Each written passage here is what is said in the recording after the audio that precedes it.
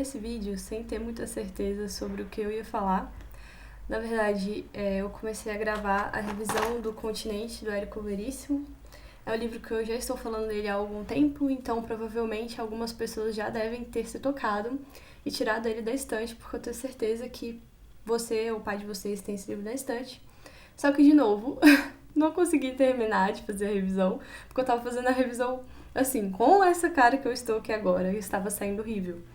Mas, pro bem ou pro mal, O Continente é esse livro que vai contar a história de famílias no Rio Grande do Sul, no século XVIII, então, mais ou menos entre 1750 e 1850.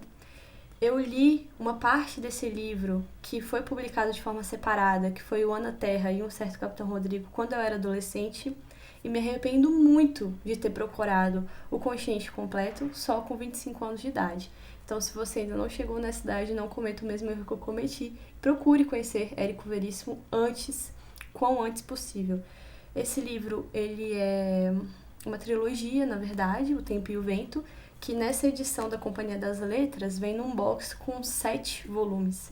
Então eu li só o primeiro. Mas esse livro é pertinente para o momento que a gente está vivendo hoje, porque ele nos faz perguntar onde foi parar o povo brasileiro que o Érico Veríssimo descreve aqui nesse livro. Então, ao contar a história dessas duas famílias, ele vai contar todos os conflitos que aconteceram no então continente de São Pedro, que era como chamava o Rio Grande do Sul no passado, e ele vai nos resgatar a história brasileira de como nós não somos esse povo passivo.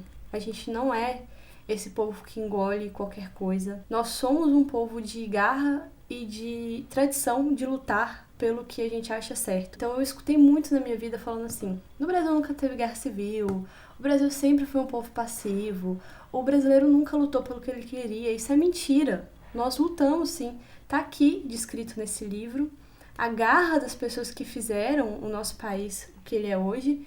E eu queria que existisse um Érico Veríssimo para cada estado brasileiro, porque eu conheço a história do meu país, Minas Gerais.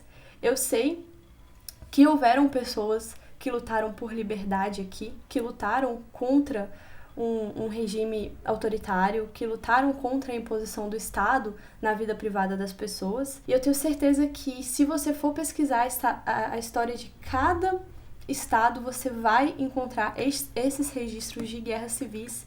Então, a partir de quando o brasileiro se tornou esse povo chamado de banana, esse jargão comum que a gente fala que o brasileiro aceita tudo e faz piada de tudo e tal. A partir de quando isso aconteceu? Então, eu vou fazer a revisão completa, vou contar a história completa, eu espero terminar de ler a trilogia em breve, mas não é sobre isso especificamente que a gente vai falar hoje. Infelizmente, nós temos que falar de novo de 1984, do George Orwell, e nós temos que falar de novo de Arquipélago Gulag, do Solzhenitsyn. Por que a gente precisa falar desses dois livros hoje? Porque a gente cansou, né? Houve uma ruptura muito clara do tecido democrático essa semana. Isso não é novidade. Quem está gritando aqui, quem está falando sobre a ditadura do judiciário, quem está denunciando as inúmeras arbitrariedades cometidas pelo STF desde 2000 lá vai bolinha, não está surpreso com isso. A gente está vendo várias e várias e várias vezes o STF rasgar a Constituição na frente dos nossos olhos para transformá-la em algo que esses 11 seres que se acham supremos, que se acham os guardiões da moral e da virtude, acreditam que seriam certo. Essas denúncias, elas são feitas de forma reiterada, infelizmente, não tanto quanto elas deveriam ser feitas, porque o mundo jurídico foi cooptado. Na verdade, são um bando de idiota útil. Então, eles são cooptados pelos socialistas e eles nem sabem disso, sabe? Eles acham que eles estão lá arrasando e tal, e na verdade eles nem sabem as origens das ideias que eles estão propagando. E aí aconteceu essa ruptura, na verdade, ela já vem acontecendo muito claramente, então se não estava claro até então, a partir do momento em que a Suprema Corte de um país instaura um ato institucional número 6, um inquérito, que eu não vou nem chamar de arbitrário, não existe nome para o que essa peça que o Alexandre de Moraes está conduzindo, não existe nome jurídico para esse negócio, para esse troço.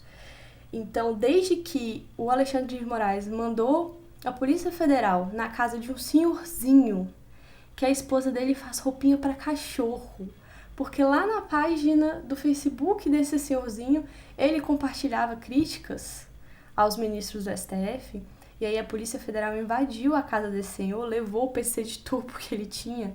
Desde que isso aconteceu, tá claro que a gente tá vivendo num regime de exceção, e a gente tá cansado de falar isso. A gente tá cansado de falar isso.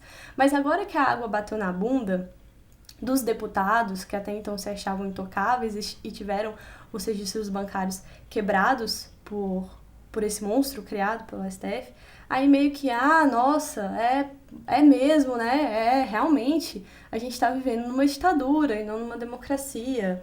Será que eu posso falar isso agora? Enfim. E aí dá um desânimo, sabe? Dá muito desânimo, porque eu sou só uma pessoa normal, eu tenho família, tô grávida, vocês têm os seus problemas, que eu sei que vocês têm. Talvez a maior parte da família de vocês nem sabe que vocês gostam das coisas que vocês gostam, das coisas que vocês defendem na internet e tal. Imagina você acordar com a Polícia Federal batendo na sua porta, sabe? Será que vale a pena lutar por isso? Será que vale a pena você abrir mão da segurança da sua família pra nada, praticamente? Porque se as pessoas que deveriam estar fazendo isso não estão, será que vale a pena você fazer isso? Débora, mas é só mentira, grandes influenciadores, mentira. A Polícia Federal tá batendo na porta de um senhorzinho, de pessoas com 500 seguidores que subiram uma hashtag. Enfim, e não se engane, eu tô vendo muita gente falar assim que é porque a fundamentação jurídica, gente, não existe fundamentação jurídica em estado de exceção. Porque a Sarah Winter não cometeu nenhum crime, eles estão cagando se ela cometeu nenhum crime ou não. E é por isso que eu preciso reanimar vocês, eu preciso, depois de jogar esse balde de água fria, né, depois desses questionamentos, a gente precisa ter esse ânimo reanimado, talvez lembrando do que nós éramos lá em 1750, esse ânimo se reaviva em vocês, lendo Érico Veríssimo, mas principalmente o que me anima é saber qual que é o final da jornada, é saber que a história se repete de formas diferentes, mas muda alguma coisa ou outra, mas ela tá sempre ali, e é saber onde nós vamos parar caso a gente se cale. E nós vamos parar aqui, no arquipélago Gulag. Porque os paralelos com o que está acontecendo hoje no Brasil e com o que o Solzhenitsyn descreve aqui são inúmeros, tá? Então eu vou ler só um trechinho de uma parte do livro, só pra vocês se assustarem. Desculpa, a bateria da câmera acabou, eu tive que voltar aqui. Então, só pra vocês pensarem aí se vale a pena lutar ou se a gente vai deixar chegar numa situação em que nós seremos postos em gulags. Então vamos lá, o que o Solzhenitsyn diz? Que seria impossível conduzir essa limpeza sanitária que a Rússia fez nos expurgos, em que milhares e milhares de pessoas foram presas e mortas, ainda mais em situação de guerra, se fossem usadas obsoletas formas processuais e normas jurídicas. Essas garantias processuais, elas atrasam o processo, né? Como que eu vou condenar milhares de pessoas à morte se eu tenho que cumprir um processo judicial para isso? Impossível. Adotaram uma forma totalmente nova, a justiça extrajudicial. E quem assumiu para si aquele ingrato trabalho de maneira abnegada foi a Comissão Extraordinária de toda a Rússia de luta contra a contra-revolução, a especulação e a sabotagem, a chamada Sentinela da Revolução, o único órgão punitivo da história humana a reunir em suas mãos a investigação, a prisão, o inquérito, a promotoria, o tribunal e a execução da sentença. Sinto muito, Solzhenitsyn, não foi o único órgão a reunir em si todas essas coisas, porque a nossa queridíssima Corte Suprema está hoje, em 2020, servindo de sentinela da Revolução. E é isso que está acontecendo. E por que também 1984? 1984, todo mundo provavelmente já sabe da história. Se você não sabe, se você já ouviu falar. Se você não ouviu falar, procura, que tem um monte de revisão na internet sobre eles. A gente vai fazer uma revisão aqui no canal bem profunda também em breve. Mas esse livrinho aqui, ele é tratado como uma distopia, né? Ele é tratado como uma distopia. O que é uma distopia? É um mundo imaginário, geralmente que se passa no futuro, depois de algum cataclisma, e aí o autor vai criar um mundo novo, provavelmente impossível, que tem algumas críticas ao nosso mundo, mas assim, é um cenário paralelo. 1984 não é uma distopia. 1984 é uma denúncia do que o George Orwell viu acontecer com seus próprios olhos na Rússia. Isso aqui não é uma distopia. Você vai lendo 1984. À medida em que você vai lendo o Solzhenitsyn, você vai descobrindo que não tem nada de distopia nisso. Tudo que ele fala nesse livro aqui aconteceu na Rússia stalinista. E só vou dar um exemplo. Na hora que ele está falando aqui das prisões, o George Orwell vai falar aqui que a maioria das prisões aconteciam à noite. Então você simplesmente não sabia qual era o processo que você estava sendo acusado. Qualquer semelhança com a realidade brasileira ali é só uma semelhança, só uma coincidência. Então vamos lá, ele vai falar que as prisões eram sempre à noite, porque tem essa coisa de você ser surpreendido dormindo, né? Então você acorda meio atordoado assim, e aí você vai ver esses agentes estatais em cima de você. E na maioria dos casos não tinha processo, não tinha mandado de prisão, não tinha fundamentação jurídica para nada, e as pessoas simplesmente desapareciam sempre durante a noite. E ele vai falar que o termo que eles usavam para isso aqui em 1984 seria que as pessoas eram vaporizadas. E é exatamente a mesma realidade que o Solzhenitsyn descreve aqui em Arquipélago Gulag, em que o regime comunista promovia as prisões à noite para pegar a pessoa atordoada, e que geralmente a primeira pergunta que a pessoa fazia era: o que foi que eu fiz? Porque não existia processo, você não sabia que você estava sendo investigado. Enfim, e aí você era preso, você era mandado para um gulag, você só sabia da sua pena, sobre o que você realmente, teoricamente, teria feito, a hora que você já estava lá em condição de escravidão. E aí você sabia que você tinha pegado 25 ou 15 anos, enfim, ou qualquer coisa que o valha. É isso. De novo. De novo, e de novo, e de novo. Eu não sei se vale a pena, sabe?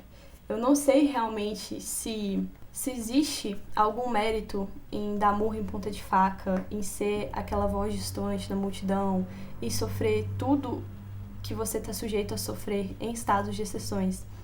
Não sei, faça o seu juízo de valor, sabe?